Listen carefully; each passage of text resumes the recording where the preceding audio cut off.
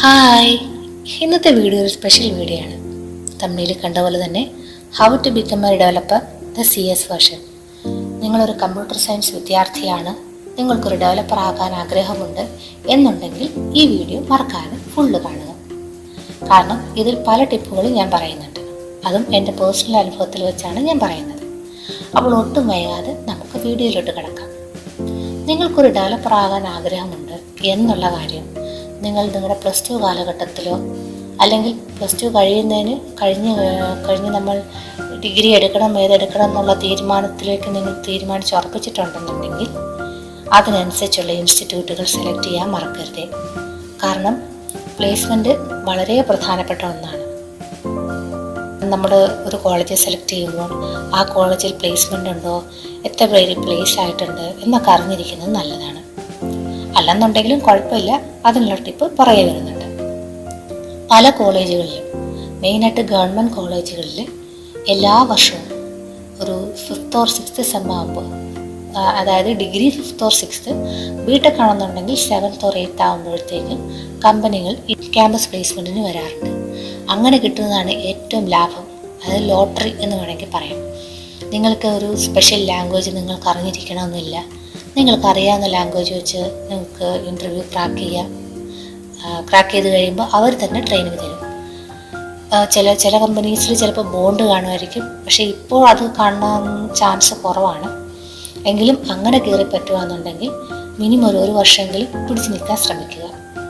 ഇനിയിപ്പോൾ രണ്ടാമത്തെ കേസ്, നിങ്ങൾ കോളേജ് സെലക്ട് ചെയ്ത് പോയി, പക്ഷേ പ്ലേസ്മെൻ്റ് ഇല്ല എന്നുള്ള കേസ് വരുമ്പോൾ നിങ്ങൾക്ക് പല വഴികൾ നോക്കാം. ആദ്യം കുറച്ച് ഒരു ബഫർ പീരീഡ് വെക്കുക. നിങ്ങൾ സ്വയമേ ഇൻ്റർവ്യൂസ് അറ്റൻഡ് ചെയ്യാൻ നോക്കുക. അതായത് പ്ലേസ്മെൻ്റ് ഉള്ള കോളേജുകളിൽ അറ്റൻഡ് ചെയ്യാൻ പോവുക. അല്ലെങ്കിൽ അപ്പോൾ എപ്പോഴും അപ്ഡേറ്റ് ആയിട്ടിരിക്കണം. നിങ്ങൾ എവിടെയാണ് പ്ലേസ്മെൻറ്റ് വരുന്നത് എന്നുള്ളത് എപ്പോഴും അപ്ഡേറ്റ് ആയിട്ടിരിക്കണം. അങ്ങനെ പ്ലേസ്മെൻറ്റ് അറ്റൻഡ് ചെയ്യാം. അത് ഒത്തിരി കാലം നിങ്ങൾ ബഫർ പീരീഡ് കൊടുക്കാതിരിക്കുന്നതായിരിക്കും നല്ലത്. അത് ഒരു മാർഗം.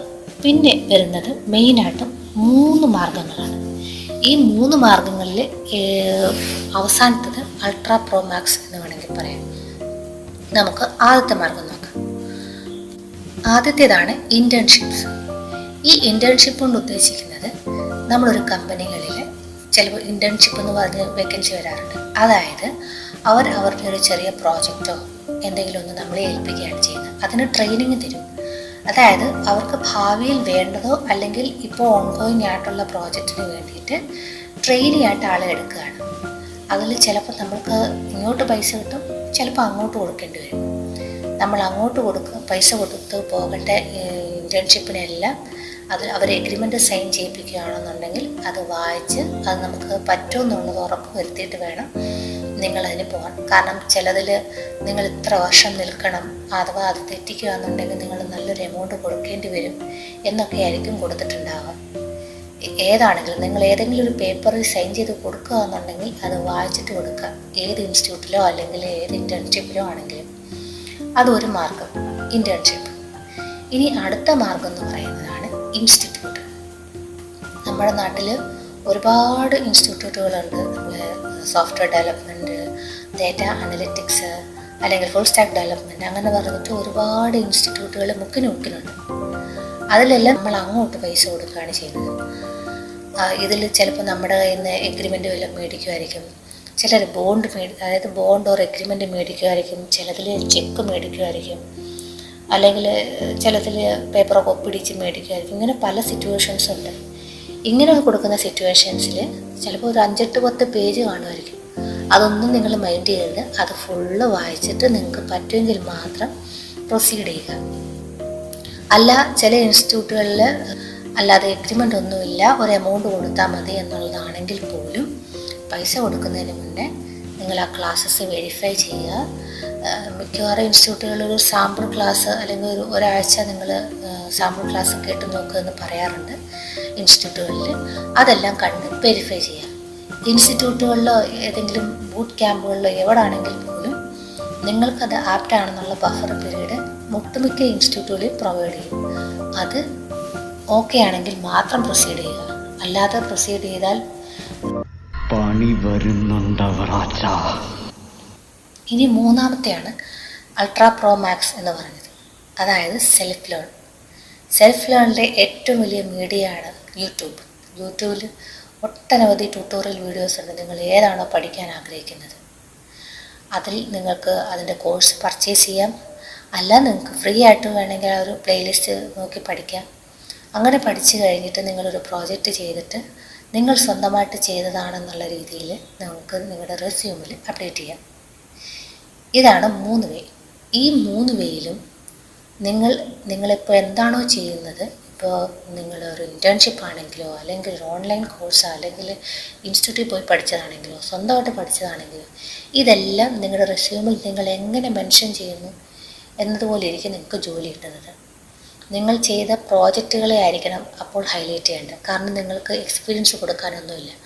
ആ ഒരു ഫുൾ ഫ്രീഡം നിങ്ങളുടെ റെസ്യൂമിൽ ഉൾപ്പെടുത്തുക. നിങ്ങളുടെ എഡ്യൂക്കേഷൻ ക്വാളിഫിക്കേഷൻ, പിന്നീട് നിങ്ങൾ ചെയ്ത പ്രോജക്റ്റുകൾ, ഇതെല്ലാം വളരെ പ്രധാനമാണ്. പിന്നെ വരാൻ പോകുന്ന ഒരു ചോദ്യം ഞാൻ പറയാം. ഡെവലപ്പർ ആകാൻ വേണ്ടിയിട്ട് ഡിഗ്രിയുടെ ആവശ്യമില്ലല്ലോ, +2 കഴിഞ്ഞാൽ എത്രയോ പേര് കയറുന്നു. ശരിയാണ്, +2 കഴിഞ്ഞ് കയറുന്നവരുണ്ട്. നിങ്ങൾ മിക്ക ജോബ് പോസ്റ്റ് എടുത്ത് നോക്കിയാലും അതിൽ മിനിമം ക്വാളിഫിക്കേഷൻ പറയുന്നത് ചിലപ്പോൾ ബിടെക്, ചിലപ്പോൾ BCA, BSc കമ്പ്യൂട്ടർ സയൻസ്, ഇതൊക്കെ ആയിരിക്കും. അല്ല, നിങ്ങൾ ബിടെക് ഒന്നും അല്ല, നിങ്ങൾ +2 ആണ്, പക്ഷെ നിങ്ങൾക്കതിനുള്ള യോഗ്യത ഉണ്ട് എന്ന് പറയുകയാണെന്നുണ്ടെങ്കിൽ അത് പ്രൂവ് ചെയ്യാൻ നിങ്ങൾ നിർബന്ധിതരാണ്. അത് പ്രൂവ് ചെയ്ത് കയറുന്ന ഒരുപാട് പേരുമുണ്ട്. പക്ഷേ അവർ കമ്പനി പറയുന്ന സ്റ്റാൻഡേർഡ് എന്ന് പറയുന്നത് ഡിഗ്രി അല്ലെങ്കിൽ പോസ്റ്റ് ഗ്രാജുവേഷൻ. നിങ്ങൾ +2 കഴിഞ്ഞ് കയറിയാലും ഒരു സ്ഥാനക്കയറ്റമോ എന്തെങ്കിലും ഒന്ന് കമ്പനി നിങ്ങൾക്ക് പ്രൊവൈഡ് ചെയ്യണമെന്നുണ്ടെങ്കിൽ അതിനനുസരിച്ച് എഡ്യൂക്കേഷൻ ക്വാളിഫിക്കേഷൻ നിങ്ങൾക്ക് ഉണ്ടായിരിക്കണം. അല്ലെങ്കിൽ അവർ ചിലപ്പോൾ ഹയർ അതോറിറ്റിക്ക് അത് ഇഷ്ടപ്പെട്ടെന്ന് വരില്ല, ചിലപ്പോൾ അവർ തന്നെ വേണ്ടാന്ന് വെക്കും. അതുകൊണ്ട് എപ്പോഴും സേഫർ സൈഡ് നിങ്ങൾ വെൽ എഡ്യൂക്കേറ്റഡ് ആയി ഇരിക്കുക എന്നുള്ളതാണ്. നിങ്ങളിപ്പോൾ +2 കഴിഞ്ഞ് ജോലിക്ക് കയറിയാൽ പോലും ആ ജോലിയുടെ ഇടയിൽ തന്നെ ഡിസ്റ്റൻ്റ് ആയിട്ട് വല്ലതും ഒരു ഡിഗ്രി പർച്ചേസ് ചെയ്യാൻ നോക്കുക. അതായിരിക്കും കുറച്ചുകൂടി സേഫ്. അപ്പോൾ ഇത്രയാണ് എൻ്റെ ഒരു ടിപ്പ്. നിങ്ങൾക്ക് എന്തെങ്കിലും ആഡ് ഓൺ ചെയ്യണമെന്നുണ്ടെങ്കിൽ അല്ലെങ്കിൽ ഇതിൽ കൂടുതൽ അറിയണമെന്നുണ്ടെങ്കിൽ നിങ്ങൾക്ക് താഴെ കമൻറ്റ് ചെയ്യാം. അപ്പോൾ ഇത്രയേ ഉള്ളൂ. ബൈ.